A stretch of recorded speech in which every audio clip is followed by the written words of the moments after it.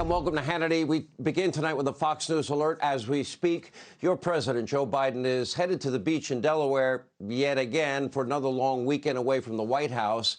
According to the Washington Examiner, he has already spent 188 days on vacation, including 130 days in Delaware, 52 at his presidential retreat, Camp David, 6 days in beautiful Nantucket, and is steadfastly refusing to release visitor logs from most of these locations. Joe is now on pace to spend what would be a whopping 553 days away from the White House in his first and probably only term. Now, that's more than any other president in the modern era. This is as millions of Americans are now suffering from a dire baby formula shortage, an ongoing supply chain crisis, looming stagflation, pending recession. All 50 states have now hit record-high gas prices, and the nationwide average is nearing $5 a gallon. And by the way, good luck getting diesel below $8 a gallon. Now, 25% of Americans are now delaying retirement because of Joe's inflation. 2/3 of Americans are now living paycheck to paycheck. 2 out of every 3 Americans. You think things are bad now? Buckle up, because the Fed is now poised to raise interest rates yet again, this time a full point, which will cause property values, most people's biggest investment, to plummet and send this country straight into a deep recession. If you are on a fixed income, if you're in the poor, middle class, they are all suffering miserably because of Biden's new Green Deal socialism and, of course, his adherence to the Democrat and the Democratic Party climate alarmism religious cult. It's like you can't even deprogram these people. They're so nuts. Yet Joe Biden is headed to the beach yet again, but not before lecturing ordinary, tax-paying, hardworking, law-abiding American citizens and threatening to rip away our Second Amendment rights, which he believes is not absolute. I tend to disagree. Take a look. The Second Amendment, like all other rights, is not absolute. We need to ban assault weapons and high-capacity magazines.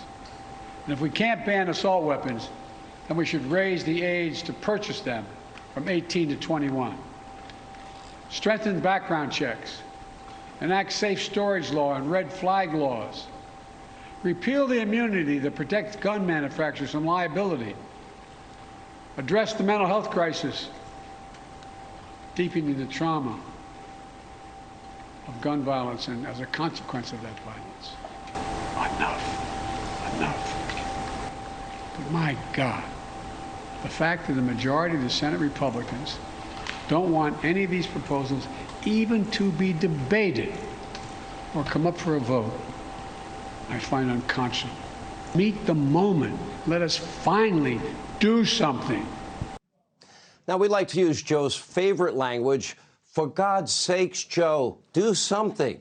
For God's sakes, Joe, I have a question. Why didn't you and Barack Obama do something in 8 years to stop the violence in the city of Chicago, Obama's hometown? Why not, Joe? And for God's sake, Joe, why did you never one time, not one time, as VP for 8 years, mention a single child's name killed in Obama's hometown when you were vice president? For God's sakes, why? You never lifted a finger, Joe. Why? You know, save us the lectures, because you've been missing in action for all of these years. Now, this divisive speech tonight was nothing more than a political stunt, pretty predictable. Likewise, the Democratic Party and the new gun control bill, that too is a political stunt in an election year. It will not pass the Senate. That didn't stop one far-left member of Congress from openly fantasizing about his party's wildest dreams. Take a look. Enough of your thoughts and prayers. Enough. Enough. You will not stop us from advancing the Protecting Our Kids Act today. You will not stop us from passing it in the House next week, and you will not stop us there. If the filibuster obstructs us, we will abolish it. If the Supreme Court objects, we will expand it, and we will not rest until we have taken weapons of war out of circulation in our communities. Each and every day, we will do whatever it takes to end gun violence, whatever it takes. Oh, that means full authoritarianism. That sounds great. In case you haven't noticed, Democrats, they don't like our system of checks and balances, our Constitution, something called the Bill of Rights. They just want one-party rule in perpetuity forever and ever and ever. And that's why they want the court packing. They want D.C. statehood. They want to end the filibuster, and they don't want voter ID laws. The president himself wants to disarm lawful Americans because he thinks the Second Amendment is about hunting deer and not an absolute right. Joe Biden, well, has to be one of the dumbest people in D.C., and that is saying a lot. So dumb that Joe can't even figure out why his poll numbers are cratering. Right now, he's underwater. Look at this, in 40 out of 50 states. A new Reuters poll has him at a whopping 36% approval rating. According to NBC News, he is absolutely mystified, totally bewildered about these plummeting numbers. He thinks it might be a messaging problem, and he's now blaming his own staff and pointing fingers at them. Of course, it's not a messaging problem. It's a reality problem. Right now, every American is struggling to get by, 2/3 living paycheck to paycheck. And by the way, they are reminded every time they fill up their tank because they're paying double what they paid under President Trump. And then they go to their grocery store and any other store, and they're paying almost double for everything they buy in every store they go to.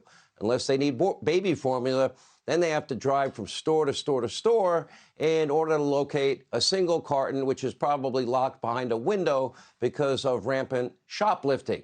Then these Americans return home with a mortgage that is underwater and an electric bill that is higher than ever. Then they turn on the TV to see their retirement funds are plummeting, a crisis at our southern border. They see violent crime and epidemic in almost every major American city. Oh, cities that have been run by liberal Democrats for decades and states that have been run by liberal Democrats for decades, the states that like defunding, dismantling the police, the states that like no bail laws. So what we have is an old, decrepit president who could barely shuffle his feet, can't read a teleprompter, prefers a phony Oval Office to the real Oval Office, and everywhere Americans are looking, they are faced with the reality every single day of the consequences of all of Joe Biden's policies and the failures of those policies. They see a president who will soon be headed to Saudi Arabia. What, to beg them for more oil instead of producing that oil right here at home? That's Joe's plan, to bring down gas prices? That's it? He's offering no other solutions? Oh, unless you consider doing a deal with the mullahs in Iran that want us dead, or the murdering thug dictator in Venezuela. Unless you consider that a solution, take a look. But the idea we're going to be able to, click a switch, bring down the cost of gasoline is not likely in the near term, nor is it with regard to food. Just like Jimmy Carter, just put on a sweater and lower your thermostat. Not only is Joe short on solutions, but he also refuses, as per usual, to take any responsibility for anything, not even the inflation that he himself caused, his policies caused, his economic policies and his energy policies caused. Take a look. When are you guys going to admit that you were wrong about inflation? No easy questions today, huh? The Treasury Secretary says that she was wrong, so why doesn't anybody here at the White House? Okay, so look, what the Secretary was pointing out, this is talking about yesterday when she was doing her hit, with her TV hit with CNN, is that there have been shocks to the economy that have exacerbated inflationary pressures, which couldn't have been foreseen 18 months ago. Why not? Well, I'm trying to answer your question. Hold on. I was just getting to the why not. Including Russia's decision to invade Ukraine, multiple successive variants of COVID, and lockdowns in China. Just pathetic. Now, according to Joe's own administration, Joe Biden can do no wrong. And now, based on tonight's speech, the president is deeply concerned about gun control, and yet he can't even be bothered to stick around in the D.C. swamp this weekend and broker a deal on Capitol Hill. Take a look at this. If the president thinks that Congress must act immediately to end this epidemic of gun violence, is he going to bring any of the key players from Capitol Hill to the beach with him tonight? Oh, okay. So I don't have. Wasn't a big part of candidate Biden's whole thing that he knows how to get things done. He does. He does. I'm asking why it is that you can say he wants to give these Do negotiations. you want to go to the beach with the president tonight? Is that what you're trying to tell me? I would love to. The Look, weather's I not do. great. Well, that touche on that. The weather, it is pouring outside like cats and dogs. It is not great. But Look, if people no. are dying every day, why Absolutely. would this president then say he wants to give it some space and let somebody else? But you're also going to hear. You're going to hear from the president tonight. It's so urgent. He's not sticking around because all of this is political theater. That's why he never mentioned the murders that took place under his watch and Obama's watch in Obama's home city of Chicago. It's all theater. It's another shameless attempt to vilify political opponents. And it's, again, feigned moral outrage, because otherwise you'd be consistent. You would have spoken out in 2009, 10, 11, 12, 13, 14, 15, 16, 17. You would have spoken out. He didn't. Joe once promised to bring, yes, the country together and unify the country. That was a lie. He promised to take responsibility for his actions, not blame others. That, too, was a big lie. He promised to shut down the virus, restore the soul of our nation. Well, we had 100,000 new cases of COVID today. That was a lie. He promised not to abandon Americans in Afghanistan. Yeah, Tony Blinken even admitted, 2 weeks ago? Yeah, we left them behind. Another lie.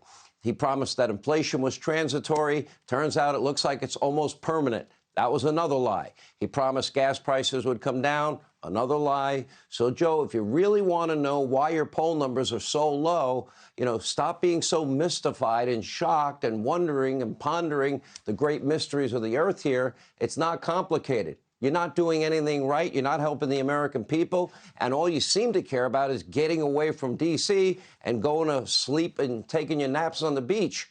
America doesn't trust him because he has been so honest. But more importantly, they don't respect him because his policies are a disaster. They don't, revere him because they know the family's corrupt. They don't believe in him because they can't afford to, and they don't like him because he blames everything on everybody else, including his own staff. As the New York Post, Michael Goodwin, put it, the U.S. loves a winner, not a whiner. Joe Biden is a whiner in chief. Hey, Sean Hannity here. Hey, click here to subscribe to Fox News YouTube page and catch our hottest interviews and most compelling analysis. You will not get it anywhere else.